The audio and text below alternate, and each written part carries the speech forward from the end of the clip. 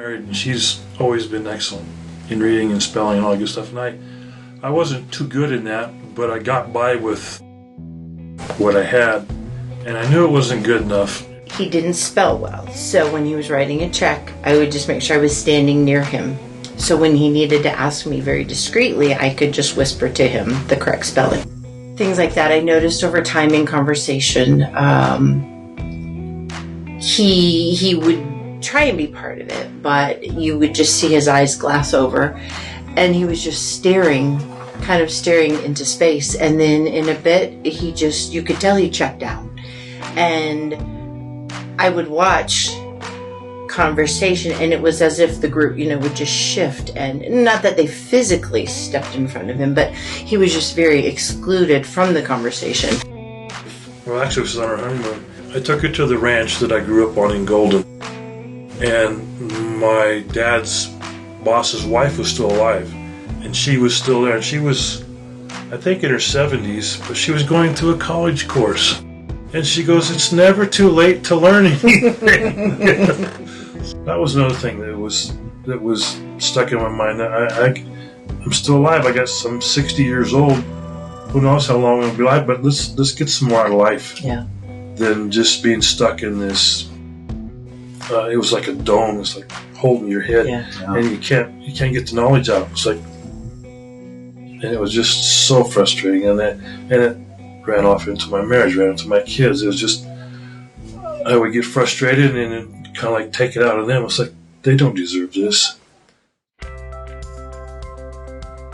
I had never heard of Lindamood-Bell, honestly, until I started researching, and the reading I did, them starting in the 80s and the background and Nancy's approach, I was just really drawn to that.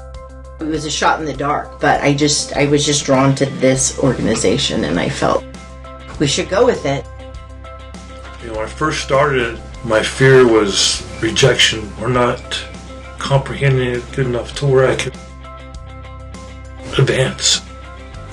And I got to the point where I get close to the end of my work shift, and I would think, I gotta go to class now. It's stressful. It was very stressful on me. And so the more I got to do in the classes, and the more they made you feel comfortable. There was no possible way that I could fail.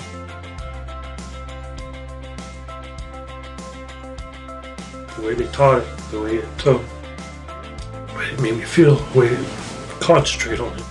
I just loved the way they taught it. It was like, if it was wrong, they would say, "Oh, I love that answer, but let's try this one, or let's try something."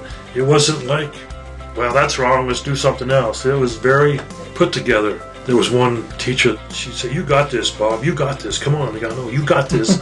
That built my confidence so much right there. It took an incredible amount of courage for him to step out as a 60-year-old man and say, "I need this help." We were only 3 weeks in, and he had just read a book called In Bonds of Love. And he said, "I'm going to read that book again." And he says, "I think I'll understand it more." So he pulled it out one night, and he was just reading to me out loud, and I was sitting on the couch crying. As I'm reading this story, I need to picture it in my mind. I didn't make a movie theme out of it. When I started doing that and adding the picture to the story, the instructors were just amazed at what kind of details I came up with in my picture of that story would be. And to me, it made it more enjoyable, so I could add extra stuff to this picture I was making in my mind and then recalling it. It was just so amazing the way it opened my mind up to reading. These books I'm reading now are college level books, and it's just coming alive. I just thank God for this program. He sent me a text one day, and just looking at the composition of the text, the words he used, I had to read it a couple times. I was like, that's not my husband talking. It was just at a different level. It was so neat to see. Yes, it's been life-changing. Yeah, not only in my reading, but in our marriage, in our dealings with each other, because you have to communicate. We're grateful to get to do it. I hope it helps someone else make that decision.